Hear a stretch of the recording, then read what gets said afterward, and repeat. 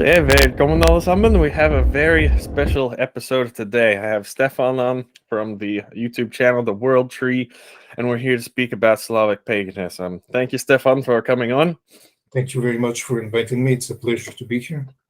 So Stefan is one of the few people that is really into the Slavic paganism, and there has been some scholarly work done on it, but there is just so little information we have on it. But a lot of people in the east of Europe who are very interested in learning these things and learning the old ways of their ancestors in pre-Christian times. So that's what we're doing this video about, and hopefully we can inspire some people. So I guess the first question is, if someone was to start, if someone was to look more into Slavic paganism, what kinds of sources are there that they would be learning from? Are there written sources from old times, or are they using archaeological evidence? What is kind of the evidence that we'd look at when trying to discover what they believed in? Yeah, so when somebody wants to get into Slavic mythology, I would say one of the problematic things for the people of Western Europe, let's say, or people who are not of Slavic countries, is the lack of literature on the subject, because most of the things that are published are in Slavic languages. Yeah. And but there's a lot of the primary sources which are about Slavic mythology are at least in English, most of them at least, and they are available online. The sources are basically, you can divide them in three groups. There's the Slavic sources. The Slavic sources are the ones that come later, because they are basically after the Slavs accepted Christianity and the writing of the alphabet and blah, blah, blah.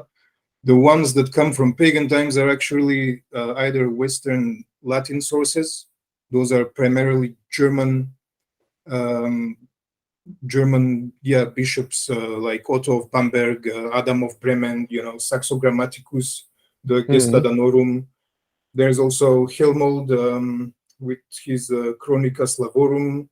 There's Titmar's Chronicon, and there's the Knitlinga Saga, I think it was called. Yeah, those are the sources that people mostly use for getting into Slavic mythology, to see the lifestyle of the people, how it was, but again through the perspective of these Christian monks. But from the archaeology that we have for the people who are targeted as Slavic, there is very little evidence of representations of gods. And the reason for this is, I would say, primarily because they didn't need to represent these things, because the spirituality was more animistic.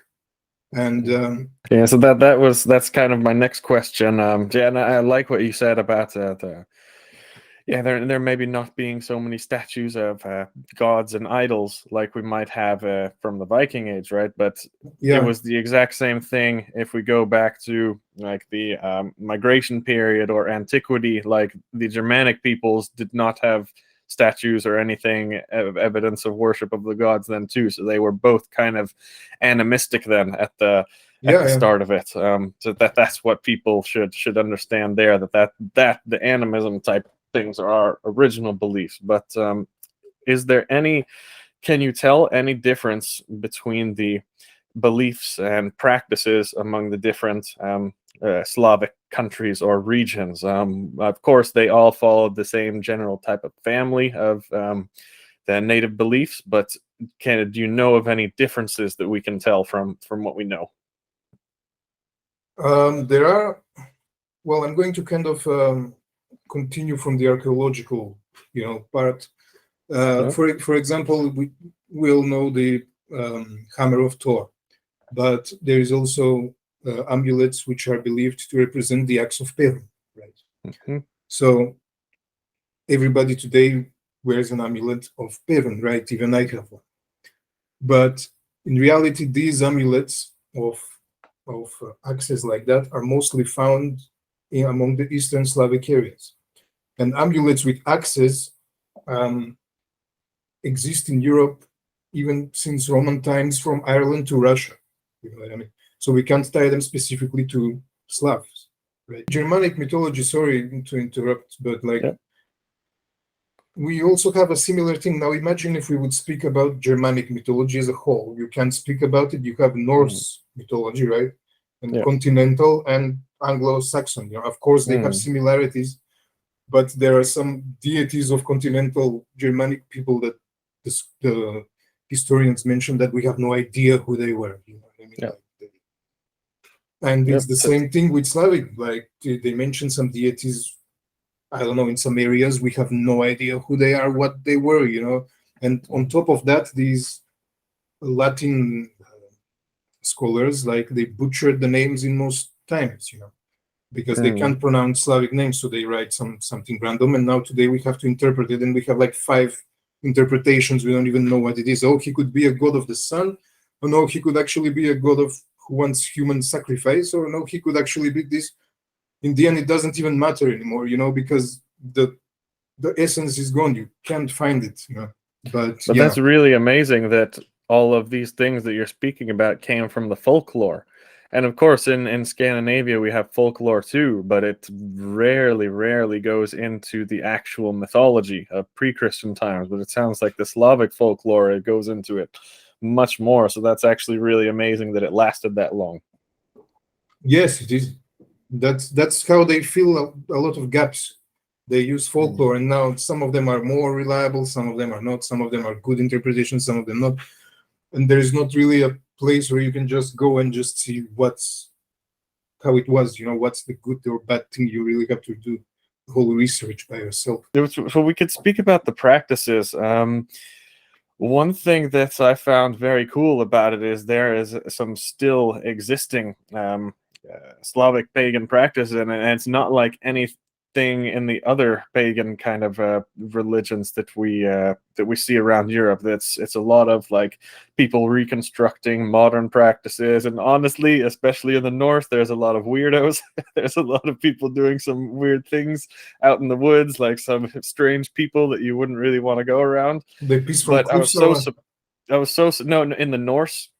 In any kind of Norse modern community. But one thing I was so happy to see about in these Slavic pagan communities, they're normal people. It's like, there's families there, there's men, there's women, they're looking like they're just totally regular people. As one of my favorite boxers, actually, Alexander Povetkin, I think he follows some of those old traditions too, and it's like a really beautiful celebration and these festivals. But what are the ones that are still existing that people might want to join if there are any people watching in the east of Europe? How would they go about finding these? And can you tell us a little bit about the most common practices that are still practiced today, and what they might have been like 1,000 years ago?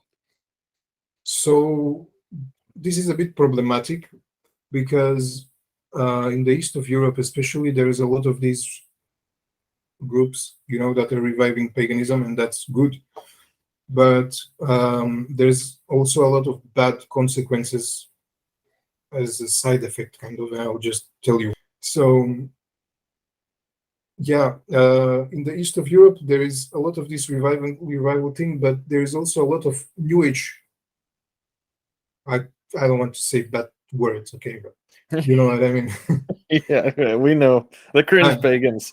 That's how I call them. And there's a lot of, for example, I don't identify. There is this thing which is called Rodnoverie, for example, and this translates as native faith, and there is nothing bad about it, you know.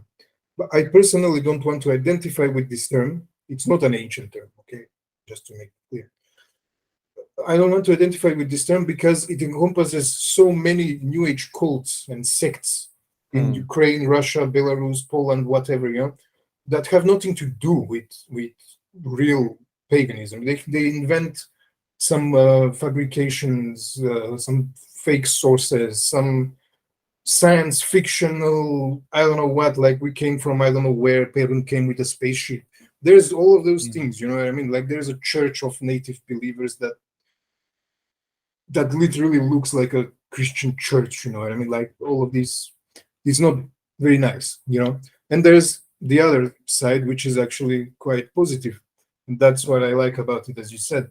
I'm totally supportive of that, you know, why not? The more such things we have, the better for us, right? Most of these groups, I can't say actually most of these groups, but there's a lot of groups that celebrate festivals which are fictional, which didn't exist in the past, for deities that we don't have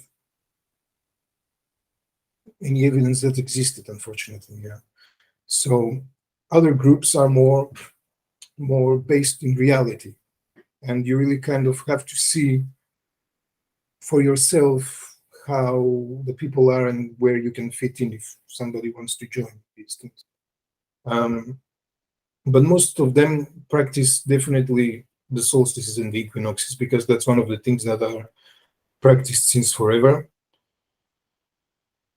And it's basically the same. You have from the winter equinox, then you have a Slavic cognate which is called Gromnica or Sretanje, or different names. We don't know how the pagan one is called, but basically which is the equivalent of what is Imbolc. Then you have the 7 fat days where you eat, you know, cheese and crepes and all these things. Then you have the 40-day fasting period. You have Easter, where people decorate eggs, and there is the burning of the winter effigy of the goddess Morana Mara. There is the equivalent of 1st of May, which is the day of Yarilom, which is today the Saint George Day. That's one of the myths, the folklore behind Saint George's Day, for example, served as a basis for the reconstruction of the myth of Yarilom and Mara. And that's basically, from what I understand, the equivalent of Freyr and Freya. We can talk about that if you want later. Of course, the summer solstice, there is also a day which is regarded as Perun's Day. This is in the Orthodox calendar today, this is the 20th of July, I think. Yeah.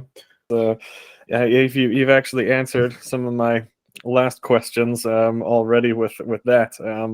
But speaking about the gods and the symbolism behind them, I've heard you speak about it in your videos before, and of course in the Norse tradition, it's relatively easy to see what the gods symbolize, because most of the gods' names actually translate to mean something like exactly what they're symbolic of, and some you have to look a little bit deeper. But what about the Slavic gods' names? Is there what kinds of clues of what they are symbolic for do we still have? Is it as simple as translating their names, or is it a bit more difficult than that? Well, it depends on the gods, as always. Where do I start now? There's like 10,000 names that I think. maybe just a couple of them, and let's say, for example, Perun is easy to understand, because Per is the notion of striking, and Un is simply a suffix that says who is doing it. So it's the one who is striking, the one who is hitting, right? Because he's the one who's striking down the evil forces and the dishonorable people, right? Same as Thor. So that's easy to understand. Veles, for example, is not easy to understand at all, because Veles is such a deep etymology that some of them, you know, there is the etymology that connects him to wool, for example, because he is like this deity which is related to herds, to sheep, and so forth. And we have folklore like in the other world, there is like black sheepskin and a snake on top and so forth. So like, it makes sense. And he's also described in some places as with a big beard and so forth. Yeah. So it makes sense. But it doesn't make sense when you connect him to the Baltic equivalent, right? Which is Velnias, and Veles and similar terms are used for the spirits of the dead. So obviously, Vel or well is somehow also related to death, but we don't have this word in Slavic languages anymore, you know. And this is ultimately also connected to Valhall and Valor, you know, the fallen in battle and so forth. Mm. At the same time, he's also connected to terms like Volshebstvo, which is sorcery, basically, Volshba, because he's also a deity. So, like, you can't give him one etymology. And I think there is a lot of, I don't want to sound weird here, but I think that modern etymology kind of has a problem to be one-lined. Well, I think in the past people didn't think like that at all. You know, I think the terminology could be applied in reality to all of these fields when it comes to Veles and or other deities. It's just that today we have to follow these rules, you know. But in the past, people didn't really care about these things, right?